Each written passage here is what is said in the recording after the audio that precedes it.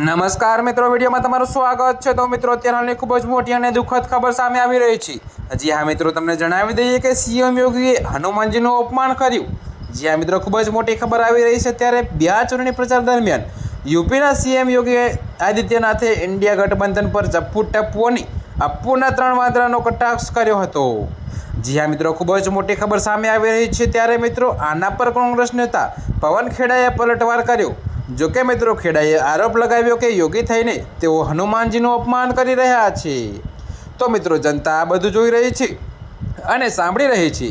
તો મિત્રો, ખેડાના આ નિવેદનથી બંને પક્ષો વચ્ચે રાજકીય ખેંચાણ વધુ તીવ્ર બની રહ્યું છે। જો કે મિત્રો, આ ખૂબ જ મોટી ખબર છે। ત્યારે મિત્રો, હાલ માટે આટલું જ, મળીશું નવી અપડેટ સાથે। અને જો તમને અમારા વિડીયો પસંદ આવતા હોય તો વિડીયોને લાઇક, કોમેન્ટ, શેર અને અમારી ચેનલને સબસ્ક્રાઈબ કરવાનું ભૂલતા નહીં મિત્રો।